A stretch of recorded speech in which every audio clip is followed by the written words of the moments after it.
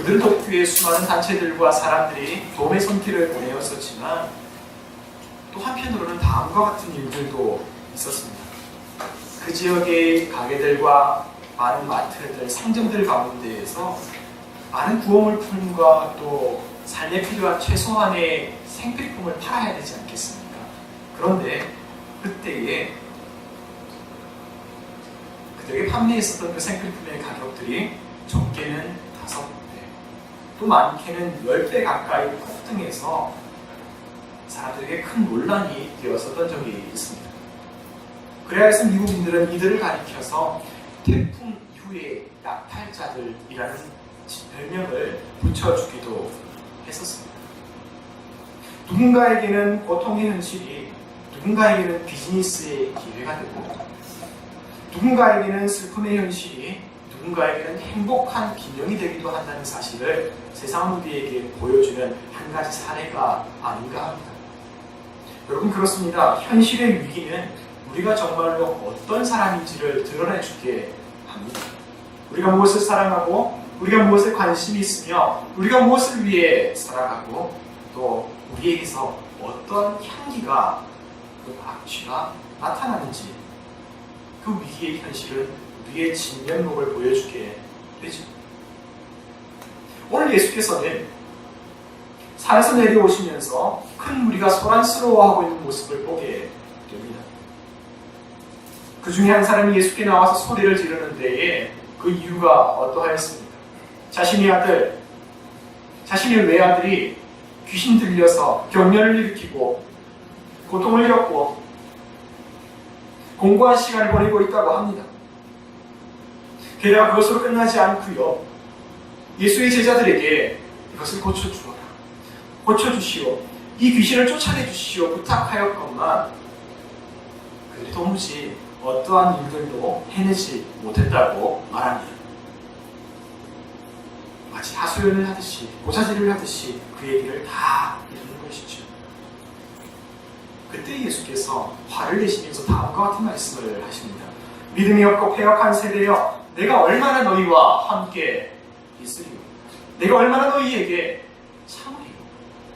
그러시면서 그 귀신 들린 아들을 고쳐주시는 것이 바로 오늘의 말씀이라고 할 수 있습니다. 여러분, 우리는 이 말씀을 읽으면서 한 가지 의아함을 느끼게 되지요. 왜 제자들은 귀신을 쫓아내지 못하였을까? 능력이 없어서 그런 것일까? 누가복음 9장 1절 말씀 가운데에는 예수께서 12명의 제자들을 부르셔서 세상으로 파송하실 때에 어떠한 것을 하나 주십니다. 그것은 바로 병을 고치는 능력과 귀신을 제어하는 능력이었죠. 그 능력을 받아서 제자들이 어떻게 합니까? 각 마을로 가서 그들이 만나게 되는 사람들의 병을 고쳐내고 귀신을 쫓아내게 되고 하나님 나라를 전파하게 되었죠. 그리하여서 누가복음 9장 10절 가운데 어떠한 말씀이 기록되어 있습니까? 수많은 사람들도 놀랐고 수많은 사람들이 그 모습을 보고 당황하기도 하고 심지어는 세상 최고 권력자인 헤롯 왕조차 이게 도무지 무슨 일인가 놀라워서 예수를 만나보기를 청할 정도로 그만큼의 파급력을 가지게 되었습니다. 그리고 9장 10절에 이르러서 그 모든 일들을 마치고 제자들이 돌아왔을 때에 선생이신 예수께 보고를 합니다. 우리의 무용담, 우리의 간증, 우리의 성공담, 우리가 어떤 일이 있었는지를 보고하면서 들뜨고 기쁜 마음으로 힘찬 마음으로 보고합니다. 예수께서 주신 그 능력이 저희의 삶 가운데서 나타났습니다. 우리가 그것을 알고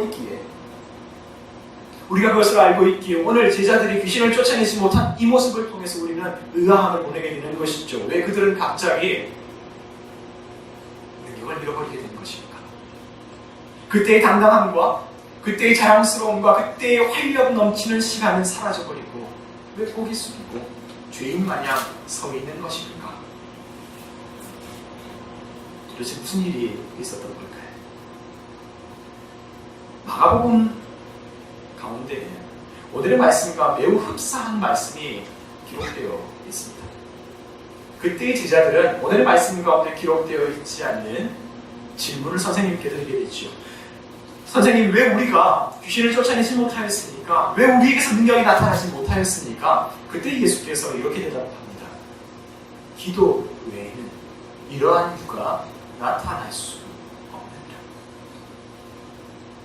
기도 외에는 이러한 유가 나타날 수 없느니라.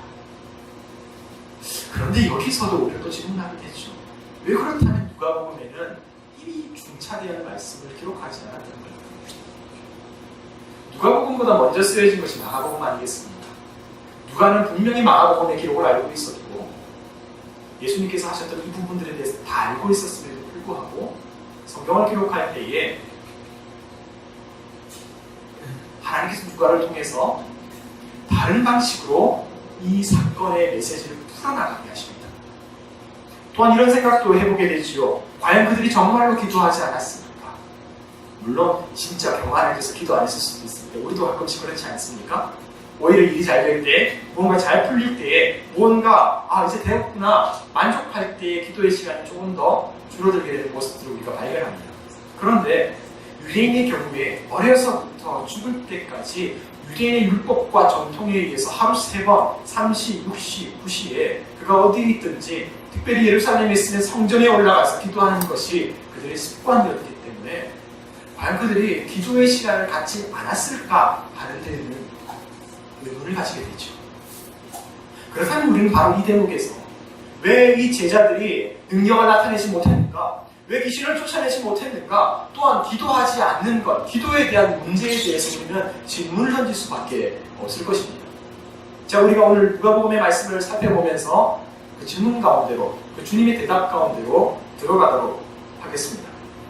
자, 9장의 시작은 어떠겠습니까? 9장 1절, 예수께서 제자들을 보내실 때에 귀신을 쫓아내는 권능을 주시고 병을 고치는 능력을 주시고 파송하십니다. 그리고는 돌아온 제자들이 무용담을 보고하면서 예수께서 한 가지의 기적을 보여주시는데 그것이 바로 오병이어의 기적입니다. 예수께서 먹이시면서 그들에게 격려하시고 또 그 뒤에는 베드로의 신앙 고백이 이어지죠. 너희는 나를 누구로 아느냐? 물었을 때에 예수께서 물었을 그 질문 가운데 베드로는 다음과 같이 대답합니다. 주님은 하나님의 그리스도이십니다. 그 유명한 고백. 그런데 바로 이렇게 긍정적이고 바람직하고 행복하고 따뜻한 모습이 전개되는 과정 가운데 예수님께서 숨이 턱 막히는 말씀을 한 가지 하게 되시죠. 그것은 바로 이 순간 가운데 예수께서 자신의 죽음과 자신의 실패를 말씀하신다는 것입니다. 내가 하나님의 아들이요 메시아이요 하나님의 그리스도인데 내가 사람들에게 버림받아 죽게 될 것이라는 예고를 하게 되는 것입니다. 여러분 지금 제자들의 상태가 어떻습니까? 들떠 있습니다. 엎드려 있습니다. 예수 그리스도로 말미암아 능력을 행하게 되었고 사람들의 반응이 좋고 내가 이제 예수님과 같은 권세를 받아서 그 권위와 권능을 받아서 사람들에게 인정받고 어디를 가든지 하나님 말씀을 전할 때에 사람들이 요동치게 되는 모습들을 보았습니다. 게다가 선생님까지도 오병이어의 기적을 통해서 야 주님과 함께 있으면 굶주림이 없겠구나. 주님과 함께 있으면 들판에서도 마른 땅에서도 먹을 것이 생겨나는 것이구나. 정말로 주님의 이름을 높이면서 세상의 영광과 부와 명예가 자신에게 찾아올 것을 기대하지 않았겠습니까? 이제 곧 주님의 날이 오게 되면 하나님의 나라가 이 땅 가운데 이루어지게 되면 자신들이 모시고 있었던 선생님이 왕이 되었습니다. 또 그들은 그 최측근이 되어서 그분과 함께 이 나라를 다스리게 될 것입니다. 지금까지 세상 가운데 못된 일을 했었던 나쁜 사람들 다 벌할 수 있겠고 질병과 가난 가운데 살아갔었던 이웃을 구제할 수 있을 것입니다. 오늘날로 얘기하자면 드디어 하나님께서 이 땅 가운데 오셔서 대한민국의 모든 경제를 해결하실 경제 대통령이 되셔서 마른 땅에서도 5,000명을 먹이신 그 능력으로 세상을 새롭게 할 것이라고 승리와 기대와 희망에 도취되어 있었던 것이 바로 제자들이었습니다. 그런데 죽는다고 말합니다. 그런데 실패한다고 말합니다. 자신을 따르는 우리들에게 그 의지를 꺾습니다. 바로 이것이 첫 번째 예수와 제자들의 어긋남입니다. 오늘의 말씀의 시작은 무엇입니까? 누가복음 9장 37절 이렇게 시작됩니다. 이튿날 산에서 내려오십니다. 이튿날이죠. 그런 첫째 날, 그 전날에는 무슨 일을 했던 것입니까? 예수께서 몇 명의 제자들과 함께 산에 오르셨고 그 산에서 하나님의 영광 가운데 광채를 빛나며 그 형체가 변형되는 그 변모한 모습들을 제자들에게 보여주셨습니다. 이것이 변화산의 사건이죠. 그런데 그 영광의 순간 가운데 함께하고 있었던 제자들은 누구였습니까? 베드로와 야고보와 요한 3명밖에 없었습니다. 나머지 제자들 그러면 어디 있었습니까? 바로 산 아래에서 기다리고 있었죠. 나머지 제자들 함께 하지 못하고 나머지 제자들 그 영광의 순간 가운데 동참하지 못하고 산 아래에 있었습니다. 그러므로 여러분, 오늘 우리가 하나님의 말씀 가운데 발견하게 되는 이 무기력한 제자들, 귀신과 사람들에게 조롱당하고 농락당하고 있는 이 제자들, 그들은 누구입니까? 함께 올라가지 못한 제자들, 남겨진 제자들, 선택받지 못한 것처럼 여겨지는 그런 제자들이었다는 사실입니다. 바로 이것이 오늘 우리가 성경을 통해서 발견할 수 있는 두 번째의 어긋남입니다. 여러분, 모든 그리스도인의 능력은 예수 안에서, 예수를 믿음으로, 예수를 통해 나타나게 됩니다. 그가 우리의 포도나무가 되시고 우리가 그의 줄기가 되어 그와 접붙임되어 하나가 되었을 때에 그분의 능력이 살아있는 능력으로 우리의 삶 가운데 움직이게 됩니다.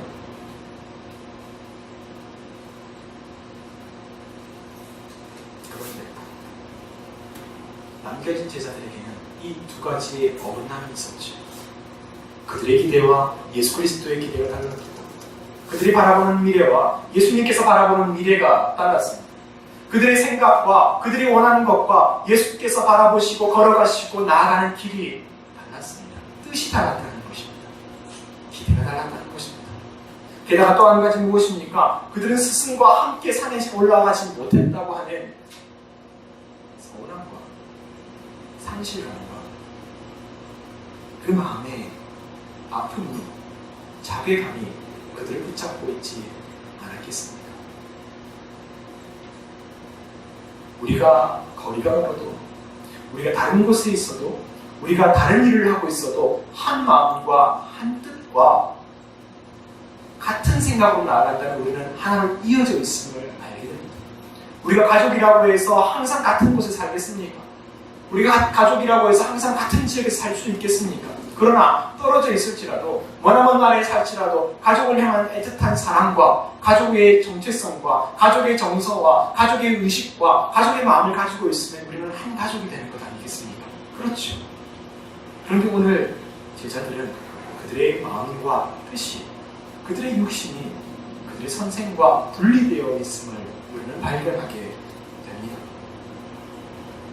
그런 의미에서 저는 예수께서 마가복음 가운데 말씀하셨던 그 기도의 의미가 무엇인지에 대해서 곱씹어 보게 되죠.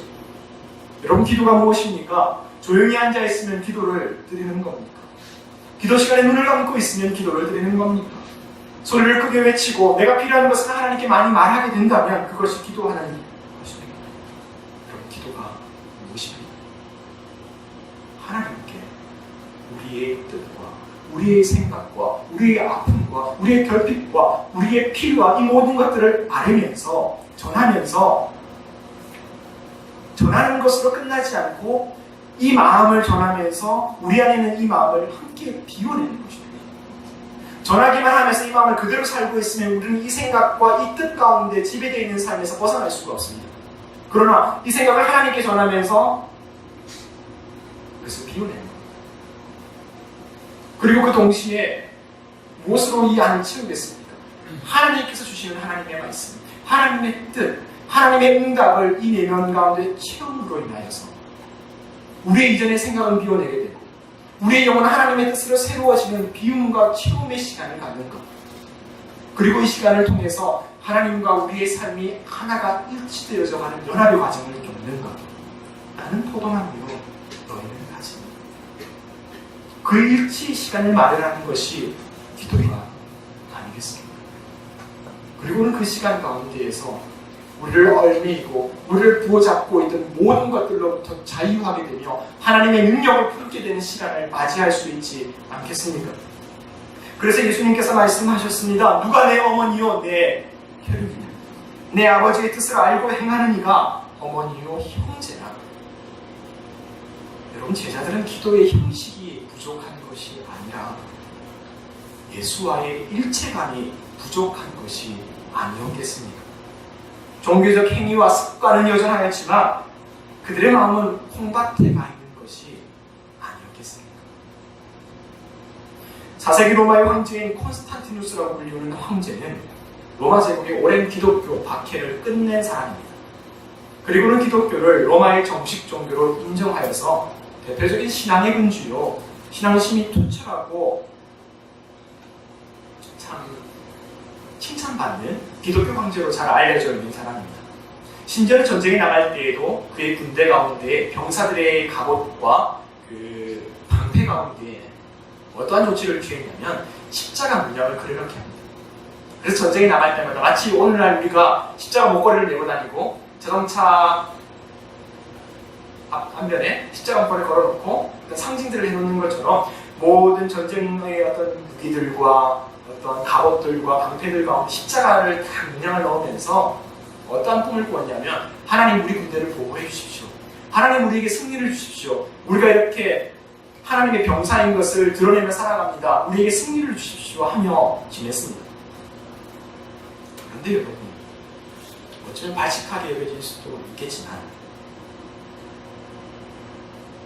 그 콘스탄티누스 황제가 신앙심이 투철하고 종교심이 충만하다고 할지라도 그가 정말 하나님의 말씀대로 평화의 사도가 되어서 세상 가운데 가득한 전쟁을 멈추었겠습니까? 그가 황제로서 누릴 수 있는 소유와 권력을 나누고 포기하여서 가난한 자에게, 연약한 자에게 하나님의 뜻이 하늘에서와 같이 땅에서도 이루어지기를 바라는 그 믿음으로 자신의 권력을 나누고 자신의 소유를 나누어서 가난한 자와 연약한 자의 삶을 일으켜 세우는 그런 통치를 했겠습니까? 그렇지 않죠. 다른 황제와 똑같이 권력 싸움을 하고 똑같이 전쟁을 일삼습니다. 다른 것은 십자가 문제를 여기가 붙였다는 겁니다. 신앙의 군주로 이름을 떨쳤지만 실제로는 기독교라고 하는 종교를 통해서 황제로서의 입지와 사람들의 지지를 받으려고 했었던 능수능란했던 정치인으로 사람들에게 알려져 있습니다. 여러분, 모든 선택은 하나의 선택을 하기 위해서 무언가를 포기해야 합니다. 우리가 하나님을 선택한다는 것은 하나님의 선하신 뜻을 위해서 우리의 돈과 우리의 주도권과 우리의 이득과 우리의 기회를 포기하는 것을 의미합니다. 그러므로 위기가 우리 가운데 찾아왔을 때 어떤 이들은 사랑의 기회, 평화의 기회, 화해의 기회로 삼기도 하지만 어떤 이들은 저 태풍 카트리나의 약탈자들처럼 비즈니스로 이용하는 경우도 생기기 마련이죠. 여러분, 그래서 이와 같이 하나님을 이용해 세상의 권력과 소유를 쟁취하려는 모든 행위를 가리켜서 콘스탄티누스 주의라고 부릅니다. 여러분, 오늘날 많은 이들이 이와 같습니다. 우리의 눈을 찌푸리게 만드는 많은 염치 없는 정치인들과 또 소수의 지도자들이 실제로는 집사요, 장로임을 생각해 보십시오. 천문학적인 돈 문제에 얽혀져서 경찰에 출두하면서 이들이 가끔씩 언론 가운데 사진이 찍히기도 하고 보도 가운데 영상이 나오기도 하는데 가슴 아픈 모습들은 굳이 이분들이 성경책을 딱 들고서 그 사진 가운데 찍혀서 내가 그래도 기독교인입니다. 내가 그래도 종교인입니다. 나를 너무 나쁜 사람으로 생각하지 말아주십시오. 나를 조금 보호해 주십시오. 정상을 참작해 주십시오 하면서 은연중에 그 모습을 어필하는 경우들을 우리가 참 많이 목격하게 되죠. 여러분, 그런데 과연 이 모습이 과연 권세자들과 재벌들만의 이야기겠습니까? 예수께서 하나님 나라의 사역을 행하시면서 경험하셨던 거대하신 벽은 단순히 권세자들만의 반대가 아니라 일상 속에 자리하고 있는 수많은 평범한 사람들의 우상이요, 벽이요, 반대요, 불신이요, 편견이었습니다. 가까운 제자들을 보십시다. 하나님의 나라와 그들의 나라가 다릅니다. 서로가 기대하는 미래가 다르고 그들이 보고자 했던 나라가 주님의 십자가와 주님의 희생과 주님의 실패와 달랐습니다. 주님께서 오늘 귀신을 쫓아내신 후에 그 말씀을 하시지요. 이 말을 너희 귀에 담아두라. 인자가 장차 사람들의 손에 넘겨지리라. 그러니 주님의 말씀이 도무지 이해가 되지 않는 것 아니겠습니까? 내가 무슨 말을 하면 또 혼나지 않을까? 나의 삶이 드러나지 않을까? 나의 정체가 드러나지 않을까? 두려워서 감히 묻기도 두려운 것 아니겠습니까? 그런데 여러분, 그들만의 이야기가 아닙니다. 저의 이야기고 우리의 이야기 아니겠습니까? 우리 모두가 무언가에 애착을 가지며 살아가는 존재들입니다. 가족을 사랑하고 돈을 사랑하고 명예를 사랑하고 성공과 건강과 나 자신을 사랑하며 살아가지요. 그런데 이들이 과도한 집착에 이르게 될 때에 우리는 그것이 하나님이 되는 모습들을 종종 목격하게 됩니다. 여러분, 우리 안에는 우리가 가지지 못한 것들에 대한 미련과 집착과 애착들이 또 불안과 미련들이 없으십니까? 15년 전이었습니다. 제가 신학교에 입학하기 직전에 수능을 마치고 6월달 무전여행을 떠났습니다. 추운 겨울날 뭘 모르니까 떠날 수 있었겠죠. 눈이 내리고 있는데 그냥 걸어다니면서 그러다 보면 하나님 살아계신 걸 경험할 수 있지 않을까. 아무것도 없는 상태가 되면 하나님께서 베풀어 주신 은혜가 무엇인지 진짜 발견할 수 있지 않을까. 내가 도전해보지 못하고 내가 경험해보지 못하면 어떻게 말씀을 전할 수 있을까 싶어서 굳이 그럴 필요가 없는데 왜 그렇게 했을까 싶은 생각도 드는데 아무튼 그렇게 해서 한 번도 가보지 않은 전라도 땅으로 떠났습니다. 그래도 참 많은 은혜와 기쁜 일들이 많았었는데 하루는 밤을 보낼 곳을 찾지를 못했어요. 그 전까지는 교회들 가운데에서 혹은 정말 처음 보는 분들이 참 감사한 정말 사랑과 자비를 베풀어 주셨는데 그날은 도무지 밤을 보낼 곳을 찾지를 못했습니다. 그래서 안 되겠다, 별 수가 없구나 싶어서 시골은 조금 한 6시만 돼도 어두워져요. 그리고 시골길은 빛이 없으니까 되게 좀 삭막하고 좀 그렇습니다. 그래서 그래도 다른 수가 없잖아요. 어두운 산길을 이제 혼자 걸어가는 거예요. 터벅터벅 걸어가면서 무슨 길이 생기겠지, 수가 생기겠지 했는데 이게 2월달이고 겨울이고 눈이 내리고 이렇게 하니까 어떻게 겁이 나더라고요. 이렇게 하면 안 되겠구나. 정말 내가 아무 생각이 없었구나. 생각이 없어서 너무 집이 하나도 나타나질 않는 거예요.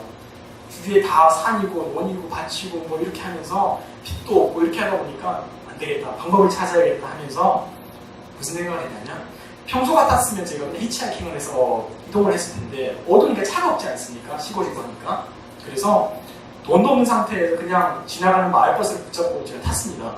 그러면서 기사님에게 제가 사정이 이러이러하고 이렇게 하니까 어떻게 좀 빛이 있는 곳까지는 좀 표현이 이상하죠. 빛이 있는 곳까지 저를 데려다 줄 수 없겠습니까? 불빛 있는 곳까지만 저를 태워주십시오 라고 했어요. 시골인심이 후화해서 그런 것인지 모르겠지만 마을까지 타라고 저를 이제 허용을 해주었습니다. 그렇게 제가 털레털레 이제 뒤에 서서 그 버스 안에서 가고 있었는데 갑자기 이제 제가 서 있었던 바로 맞은편에 한 아주머니께서 내리시면서 저에게 뭘 하시냐면 호주머니에서 꾸겨져 있는 10,000원짜리 석장을 꺼내어서 저에게 넣어주신 거예요. 제가 되게 불쌍해 보였죠. 불쌍해 보여서라기보다는 제가 처음에는 당황해서 어쩌야 할 바를 몰라서 이러지 않으셔도 괜찮습니다. 제가 무전여행 다니고 있는 겁니다. 길이 생길 겁니다. 이렇게 하면서 거절을 했는데 그때 그분이 그런 말씀을 하시는 거예요. 내 아들 같아서 그렇다. 내 아들이 몇 년 전에 잘 살아보겠다고 집을 나갔는데 사람인지 죽었는지 연락도 없고 만나지도 못하고 있고 지금 어디에 있는지 전혀 모르겠다. 그래 지금 내 모습을 보니 내 아들이 이렇게 살고 있지 않을까? 내 아들이 지금 어떻게 살고 있을까? 내 아들이 추운 겨울 가운데에서 비바람 맞으며 지내고 있지 않을까? 그 아들이 생각난다고 이것을 꼭 받아주고 부디 따뜻한 곳에서 이 밤을 보내었으면 좋겠다라는 말씀을 전해주시는 거예요. 여러분, 우리 모두에게는 애착이 있고 우리 모두에게는 가지지 못했던 결핍들이 있습니다. 그런데 이 결핍이 사랑으로 다스림을 받고 이 결핍이 선량한 마음으로 다스림을 받게 되면 이웃을 사랑하고 세상을 살리는 위대한 삶으로 세워지게 되는 것 아니겠습니까? 여러분, 우리는 봅니다. 수많은 사람들이 죄의 다스림을 받게 되어서 그 애착과 결핍이 질주하게 되고 광분하게 되어서 자기도 죽게 만들고 세상을 어지럽게 만드는 그 모습들을 우리가 보게 되죠. 여러분, 그렇습니다. 성경은 우리의 삶 가운데 자리하고 있는 모든 애착과 연약함과 결핍과 불안을 부정하지 않습니다. 우리는 현재를 살아가고 있는 연약한 존재로서 우리 한 사람 한 사람이 이 세상 가운데에서 힘들고 지치는 존재이며 또한 세상에 필요가 없이는 살아갈 수 없는 존재인 것을 성경은 인정하고 있습니다. 그러나 그러한 인생이 무엇으로부터 다스림을 받고 그러한 인생이 무엇으로부터 영원히 체험을 받을 때에 그 인생의 길과 미래가 달라진다는 것을 성경은 분명히 알고 계십니다. 하나님의 사랑으로, 하나님의 따뜻한 마음으로, 예수 그리스도의 그 은혜로 우리가 체험을 받게 되면 우리가 가지지 못했던 것들, 나는 배우지 못하였지만, 나는 가지지 못하였지만, 나는 어려운 시간을 살았었지만 당신만이라도, 너라도 그 사랑이 새로운 사랑으로 전파되고 살려내게 되는 일들을 우리가 보게 되죠. 그러나 여러분, 하나님의 사랑이 아니라 우리의 집착과 우리의 미련이 죄와 결합하게 되면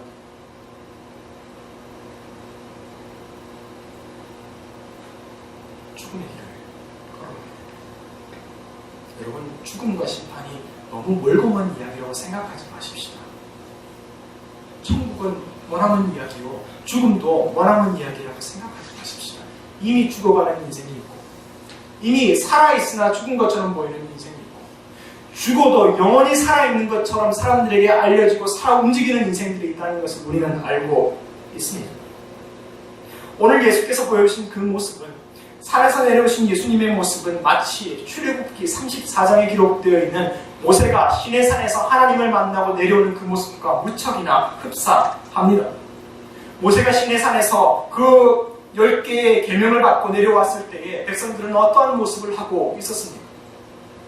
모세의 일종의 제자들이, 모세의 동역자들이 금송아지 우상을 만들었고 그들에게 절하였고 그들이 가지고 있지 못한 것들과 결핍과 불안을 나누면서 허황된 능력을 구하고 있었던 것이 모세가 목격했었던 이스라엘의 현 주소였습니다. 그 모습은 공허했고 마치 귀신들에게 농락당하고 있던 제자들의 모습과도 비슷했습니다.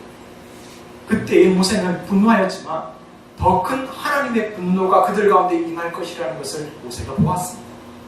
여러분, 오늘 예수께서도 제자들의 믿음 없는 모습을 보십니다. 또한 예수께서는 그 모든 결핍의 현장 가운데 자신의 아픔만을 얘기하는, 자신의 아픔을 해결해 주지 못하는 제자들을 책망하는 사람들의 모습도 보고 있습니다. 그래서 말씀하시죠. 믿음이 없는 자들아. 패역한 제자라 말씀하지 않고 패역한 세대여, 이 시대여, 내가 언제까지 너희와 함께 있으리요? 내가 언제까지 너희와 함께 있으리요?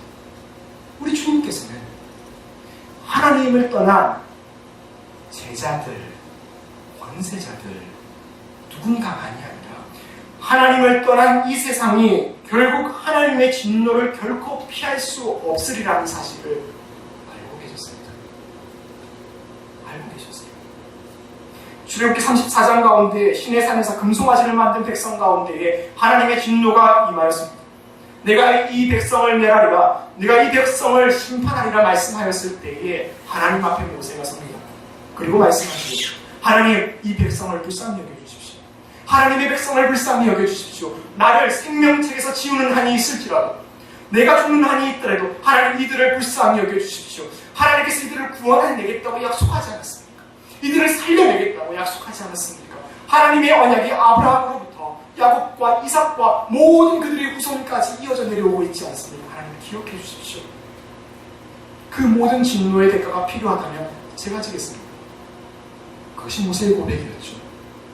오늘 예수 그리스도께서는 하나님을 떠난 세상이 결코 하나님의 진노 가운데 피할 수 없음을 알고 계셨습니다. 알고 계셨습니다. 그러나 그렇다고 어찌 주님께서 세상의 아픔과 고난을 그냥 보고 계시겠습니까? 그때 주님은 한 사람을 찾아 나섰죠. 누가 하나님의 진노를 감당할 수 있을까? 누가 이 백성을 대신해 죽을 수 있을까? 누가 이 백성의 죄를 대신할 수 있을까? 누가 하나님의 진노를 감당할 만큼 그런 사람일 수 있을까? 우리 주님께서 한 사람을 찾아내시죠. 그것이 누구입니까? 자기 자신 아닙니까? 세상은 희생양을 찾기 위해서 약한 사람을 찾고, 세상은 희생양을 찾기 위해서 다른 사람을 찾지만 우리 주님께서는 세상을 건져내시기 위하여 자기 자신을 찾아내십니다. 그리고는 사람들의 조롱과 모욕을 받으면서, 수치를 당하면서 이것이 무슨 일인지 이해조차 하지 못하는 사람들의 틈바구니 속에서 묵묵히 십자가의 그 죽음의 길을 걸어가신 것이 우리 주님 예수 그리스도 아닙니까? 우리가 그것을 믿고 우리가 주님의 그 사랑 때문에 교회가 되고 신앙의 생활을 하며 주님의 나라를 기대하는 것 아니겠습니까?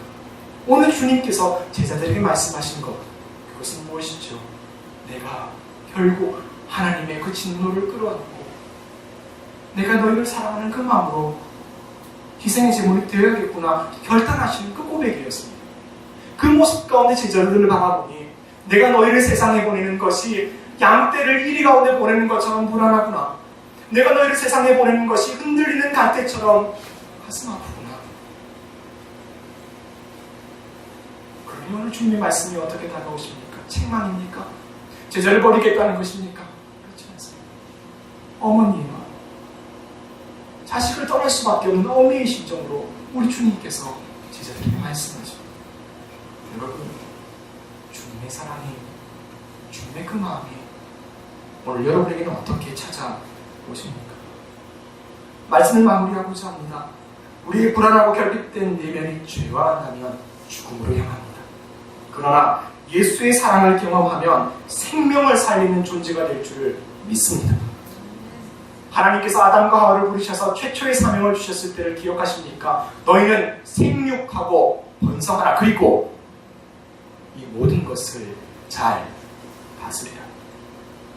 돈에도, 성공에도, 가족에도, 명예에도 지배당하지 말고 이 모든 것을 잘 다스리라. 십자가에 죽기까지 우리를 사랑하신 주님의 사랑, 그 사랑으로 모든 것을 다스려내면 우리가 합력하여서 언을 이루겠고 우리의 길이, 하나님의 이름이 이 세상이 하나님의 따뜻한 사랑 가운데 나가게 될 줄을 믿습니다. 여러분, 우리는 예수께서 이 세상에 보내신 남겨진 제자들입니다. 주님은 우리를 홀로 내버려 두지 않으시고 성령을 보내어 주셨습니다. 그 성령이 우리의 힘이 되시고 지혜가 되시고 우리가 고아처럼 살아가는 것이 아니라 우리의 능력이 되심을 우리는 압니다. 여러분, 그러므로 우리가 이제는 남겨진 제자들이 주님을 떠난 것처럼이 아니라 남겨진 제자들이 성령의 능력으로 말미암아 온 세상 열방까지 복음을 증거했던 것처럼 우리가 하나님의 교회를 세우고 주님의 복음을 증거하고 하나님의 나라를 위해 살아갈 수 있는 저와 여러분 되기를 소망하고 축복합니다. 여러분, 그때에 우리가 죄에 지지 않고 악으로 선을 이기는 능력의 사람들이 되게 될 줄을 믿습니다. 이제 여러분께 성 어거스틴의 말로서 여러분을 축복하며 말씀을 마무리하겠습니다. 그가 이렇게 말하였지요. 하나님을 사랑하라. 그리고 내 마음대로 하라. 기도하겠습니다.